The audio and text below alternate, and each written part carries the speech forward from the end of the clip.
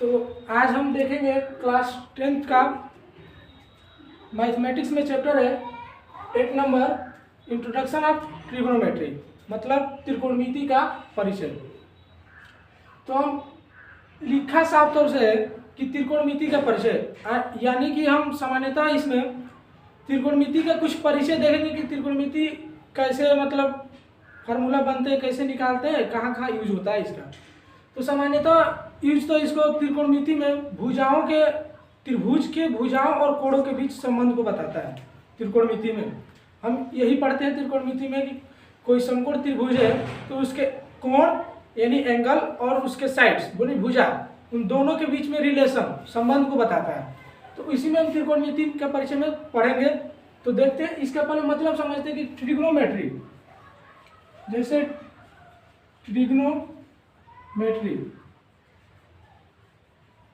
इसमें तीन शब्द हैं। जैसे ये है, यहां से निकलेगा ट्राई और यहां से निकला गॉन, फिर यहां से निकला मेट्री।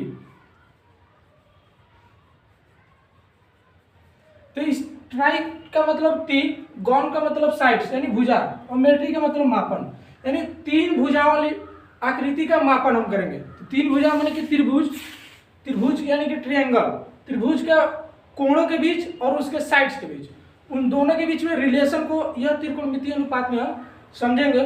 तो ये थोड़ा सा इसका परिचय के मतलब इसी शब्द में इसका मतलब छुपा है कि ट्रिग्नोमेट्री यानी ट्राई मतलब तीन और गॉन मतलब साइड्स यानी भुजा और मेट्री मतलब मापन, तीन भुजाओं का मापन। तो इसमें इससे शब्द निकलता है तीन भुजाओं का मापन, लेकिन सामान्यतः हम उसमें त्रिभुज के कोणों और भुजाओं दोनों के बीच में रिलेशन स्थापित करते हैं। तो वो होता है त्रिकोणमिति। तो यह इसका डिफिनीशन है या इंट्रोडक्शन की तरफ से हम समझ सकते हैं कि ट्रिग्नोमेट्री में क्या है। उसी में हिंदी में भी वही लिखा है कि त्रिकोण और मिति यानी तीन कोणों वाली आकृति का हम मापन करेंगे। त्रि माने तीन कोण और इसका भी मिति मतलब मापन, तीन कोण वाली आकृति का मापन करेंगे। तो आगे देखते हैं, इसके बाद से हम पढ़ेंगे त्रिकोणमिति अनुपात।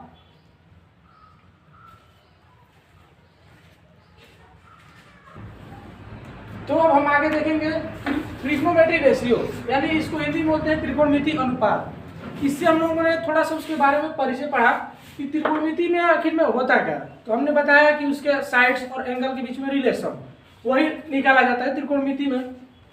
तो इसमें होता है, अब आता है ट्रिग्नोमेट्री रेशियो इसके बाद, यानी त्रिकोणमिति अनुपात। तो ये त्रिकोणमिति अनुपात,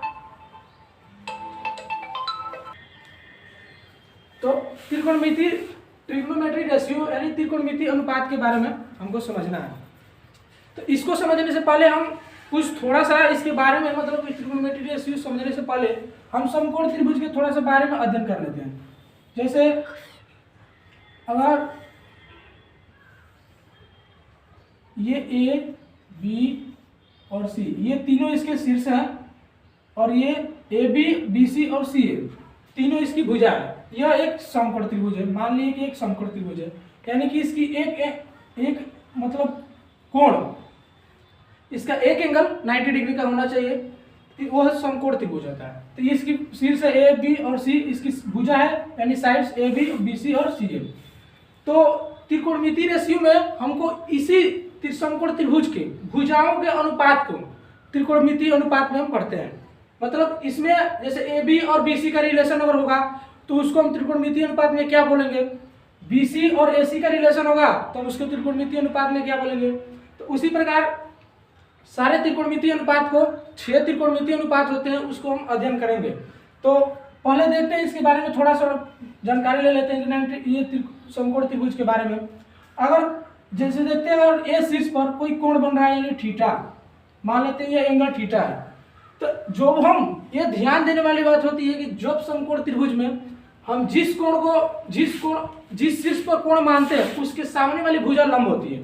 मतलब यहाँ पर अगर हम थीटा कोण माने तो यह वाली जो भुजा होगी लंब होगी, ठीक। और 90 डिग्री के सामने वाली भुजा जो होती है ये होती है कर्ण।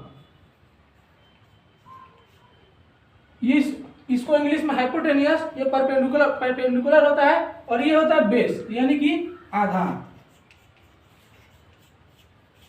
तो ये हम थीटा माने इसको, तो इसकी इसकी थीटा के सामने की भुजा लंब, और इस 90 डिग्री वाला तो कर्ण होता ही है, और जो बचा वो लास्ट में आधार। ये थीटा बहुत मायने रखता है, क्योंकि अगर हम इसी प्रकार अगर हम इसी त्रिभुज को इधर बनाए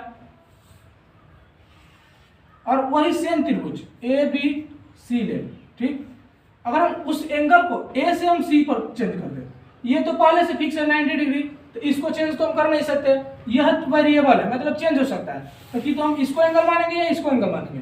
तो अगर हम उसी में अगर एंगल इसको मानते हैं थीटा, तो इसके सामने की भुजा हो जाती है लंब, और जब ये लंब हो गया 90 डिग्री के सामने वाली भुजा जो होती है वो होता है कर्ण, यानी हाइपोटेनियस, और ये जो साइड वाला जो बचा वो लास्ट में आधा।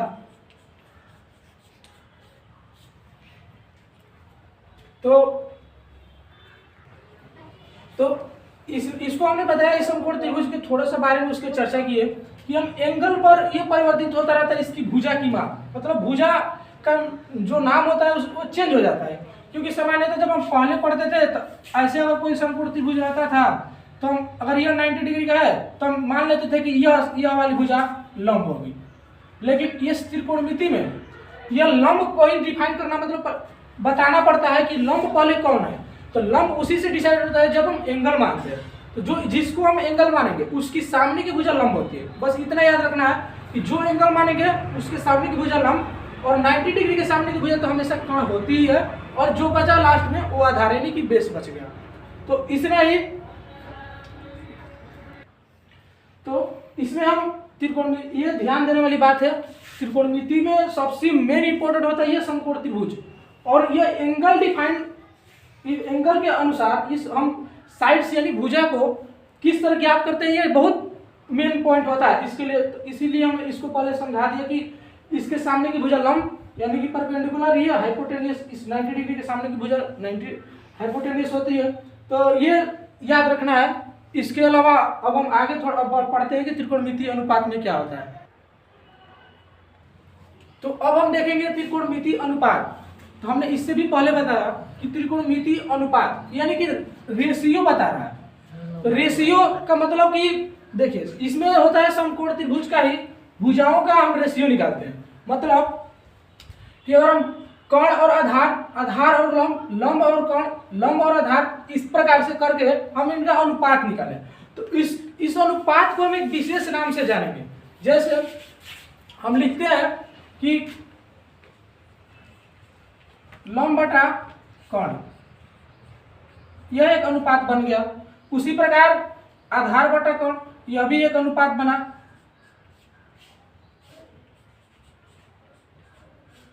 उसी प्रकार लंब बटा आधार,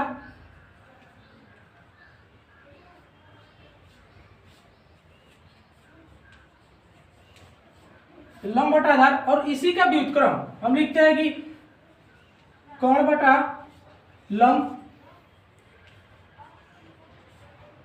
और इसको लिखते हैं कर्ण बटा आधार,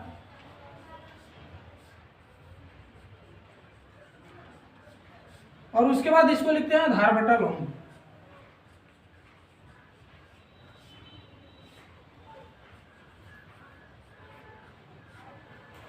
देखिए तो हमने बताया त्रिकोणमितीय अनुपात के कि यह एक अनुपात को बता रहा है, मतलब इस समकोण त्रिभुज में इन सब तीनों भुजाओं का अनुपात। अब यहाँ पर देखेंगे कि ये जो हम छह अनुपात निकाले हैं, और इस 6 अनुपात के अलावा इसका और कोई अनुपात निकलेगा ही नहीं, आप निकाल कर चेक भी कर सकते हैं, यही 6 अनुपात निकलता है। और इस अनुपात को हम एक स्पेसिफिक नाम यानी विशिष्ट नाम दे देते हैं कि हम लंब बटा कर्ण को कहेंगे क्या, शॉर्ट फॉर्म में कह दे कि इसको क्या कहेंगे, इसको हम बोलते हैं साइन।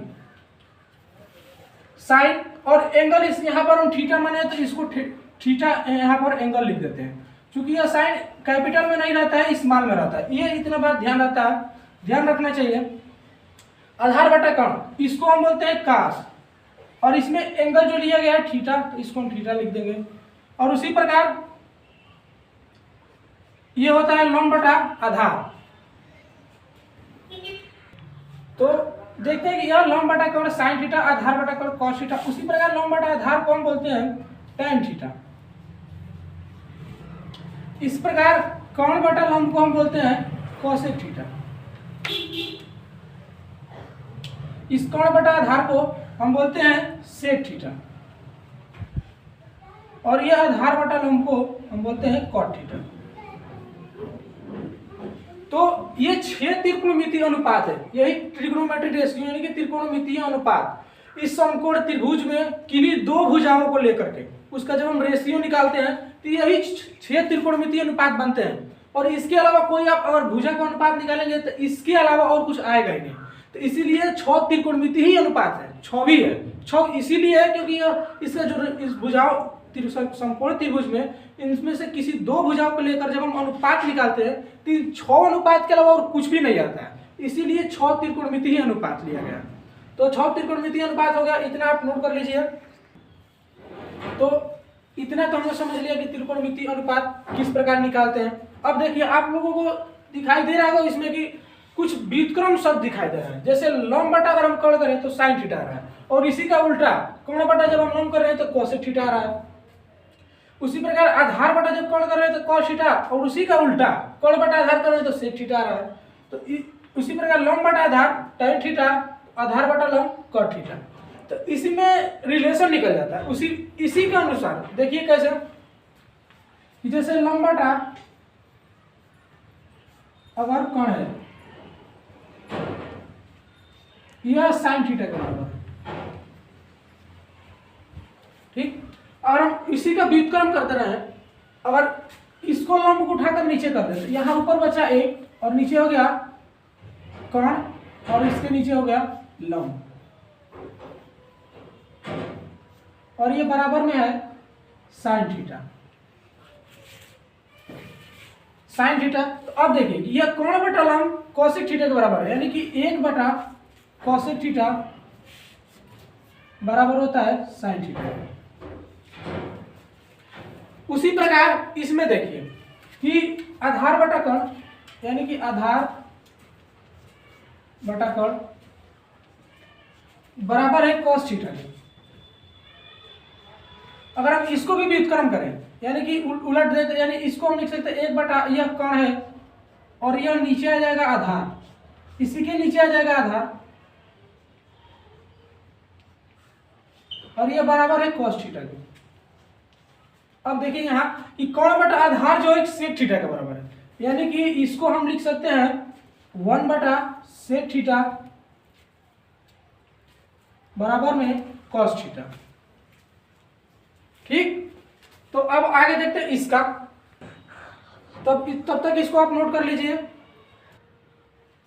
तो अब हम दो तो देख लिए, अब इसको देखते हैं कि लंब बटा अगर आधार है, लंब बटा आधार यह जो है tan थीटा के बराबर है। तो अगर हम इसको उलट दें, मानो कि 1 बटा आधार बटा लंब करें बराबर में tan थीटा। देखिए कि आधार बटा लंब किसके बराबर है, cot थीटा के, यानी 1 बटा में cot थीटा, हम इसको लिख सकते हैं 1 बटा cot थीटा बराबर में tan थीटा।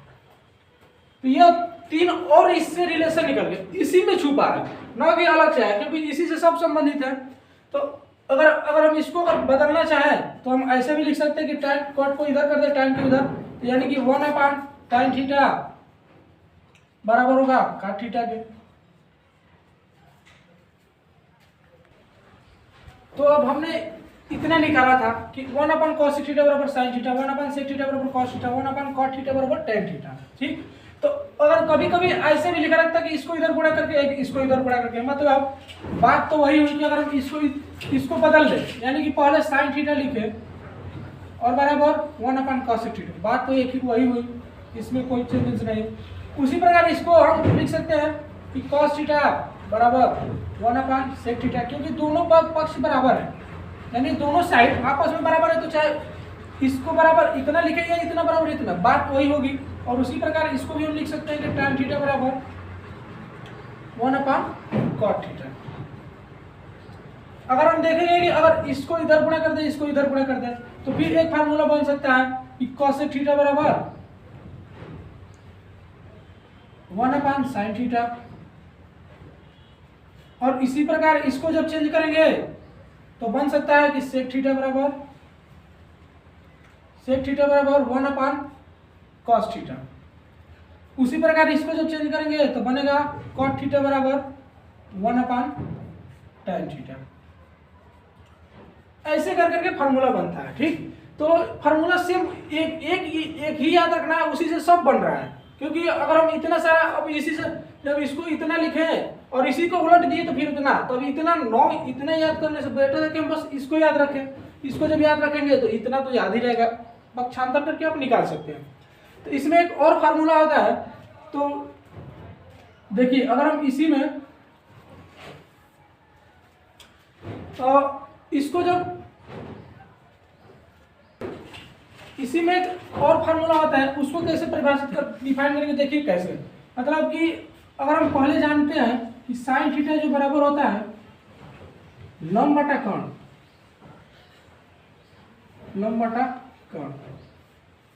और कास थीटा बराबर होता है कास थीटा बराबर आधार बटा कर्ण।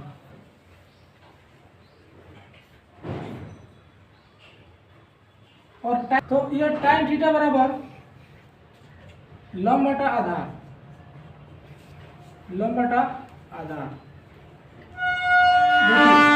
तो हम क्या देखते हैं कि इसी से एक फार्मूला निकलता है tan थीटा के रूप में। कैसे, जब हम इस sin थीटा और cos थीटा दोनों को आपस में डिवाइड कर देते हैं, मतलब इस sin थीटा ये स्मॉल रहता है, याद रखना है, sin थीटा और अपन cos थीटा, और सी भी स्मॉल रहता है, अभी बताएंगे किस प्रकार से। तो यह लंब बटा कर्ण देख रहे हैं, ये इसका मान है लंब बटा कर्ण, और उसी प्रकार नीचे है आधार बटा कर्ण cos थीटा का मान।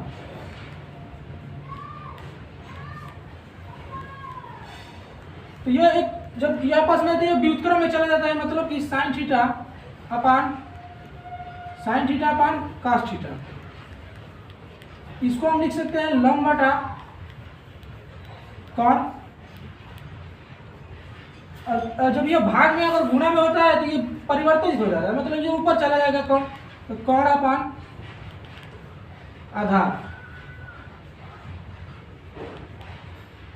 अब देखिए, ये कर्ण से कर्ण कट गया, बचा गया लंब बटा आधार, यानी कि sin theta upon cos theta बचेगा लंब बटा आधार।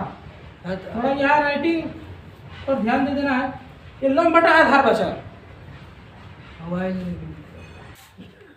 तो हमने देखा कि sin थीटा बराबर लंब बटा कर्ण, cos थीटा बराबर आधार बटा कर्ण होता है, tan थीटा बराबर लंब बटा आधार होता है।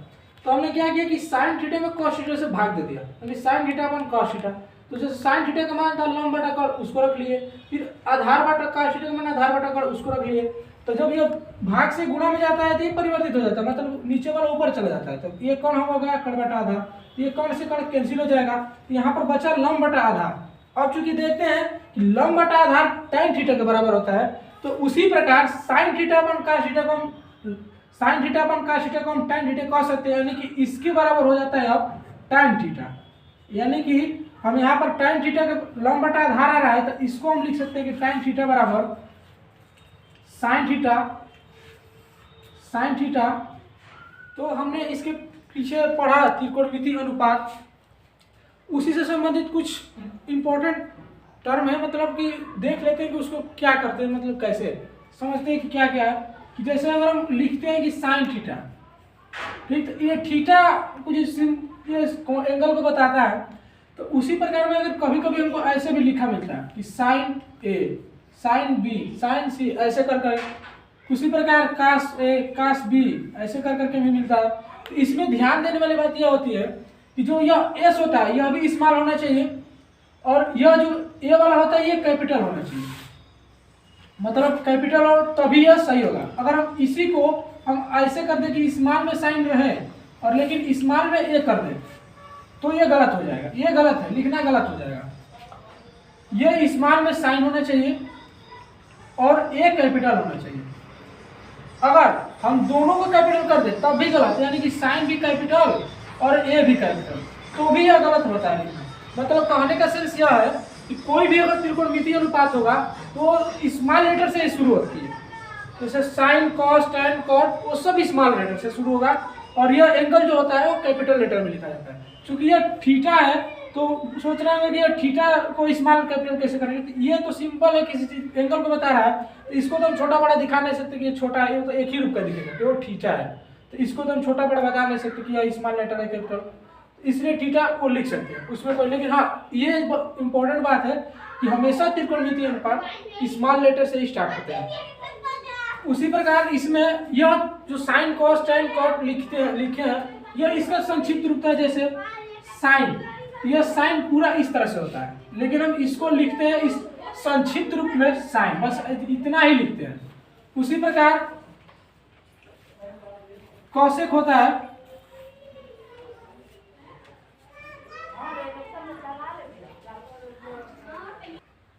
तो इसमें हम देखेंगे इस साइन का संक्षिप्त रूप इस प्रकार से साइन लिखा जाता है। एक कोसाइन को हम संक्षिप्त रूप में कॉस लिखते हैं, इस टेंजेंट को संक्षिप्त रूप में टैन लिखते हैं, सेकेंड को हम सेक लिखते हैं, और उसी प्रकार कॉसेकेंड को हम कॉस लिखते हैं कॉसेक, और इस कोटेंजेंट को केवल हम कॉट लिखते हैं, यानी कि। और यही बात याद हमेशा रखना है कि ये जो शुरू वाला लेटर है हमेशा स्मॉल में होना चाहिए, ये सब शुरू वाला लेटर। तो इतना ये सारा इंपॉर्टेंट है। और इसको हिंदी में साइन को जिया बोलते हैं, इसको कोजिया बोलते हैं, और इसको स्पर्श जिया बोलते हैं, स्पर्श जिया।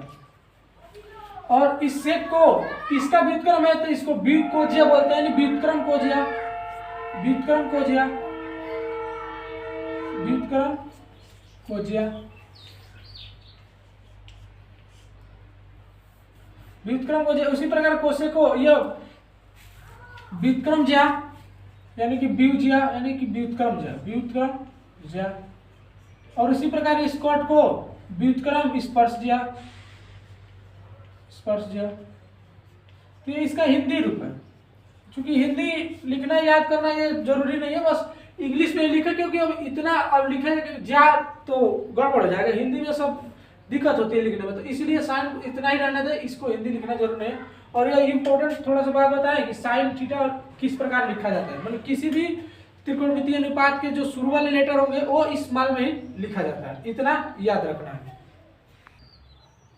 तो अब हम बता रहे हैं कि इस छह त्रिकोणमितीय अनुपात है, उनको याद करने का एक शॉर्ट तरीका भी होता है, हालांकि सभी लोग जानते भी होंगे कि लाल बटा काका, ये हिंदी रूपांतरण है के ए, ठीक। तो इसमें जो लंब बटा कोण निकाला जाता है, इससे यह वाला और यह वाला ऊपर नीचे, यह पार्ट इसको थोड़ा सा बड़ा करके लिखते हैं, बड़ा बड़ा, जैसे लाल एल ए एल, और नीचे के ए, ठीक। इसमें इस लंब बटा कोण यानी इस वाले पार्ट को हम लोग बोलते हैं साइन। जो भी एंगल होगा यहाँ अगर थीटा है तो थीटा लगा लेंगे, और इसको आधार बटे कोण को हम बोलते हैं कॉस, जो एंगल होगा लगा लेंगे। फिर यहाँ लंब बटे आधार को हम बोलते हैं टैन। देखिए लंब बटा कोण को हम बोलते हैं साइन थीटा, और आधार बटा कोण को बोलते हैं कॉस थीटा, और लंब बटा आधार को बोलते हैं टैन, ये थीटा मान लें। और इसी का व्युत्क्रम में बताया था कि अगर कोण बटा लंब होगा तो कॉसेक हो जाता है, तो नीचे वाले पार्ट से, यानी कि अगर हम नीचे से देखेंगे तो होगा कॉसेक थीटा, कॉसेक थीटा बराबर कोण बटा लंब। उसी प्रकार इसका नीचे से देखेंगे तो यह नीचे वाला होता है कोण बटा आधार, यानी कि सेक थीटा बराबर हो जाएगा कोण बटा आधार। उसी प्रकार इसका नीचे से अगर हम देंगे आधार बटा लंब तो ये हो जाता है कॉट थीटा, यानी कॉट थीटा बराबर आधार बटा लंब। तो यह याद करने की आसान तरीका है। तो लाल बटा का सामान्य तो जानते भी होंगे, लेकिन ये मतलब हम भी बता दें कि ये इस तरह से याद किया जाता है इसको।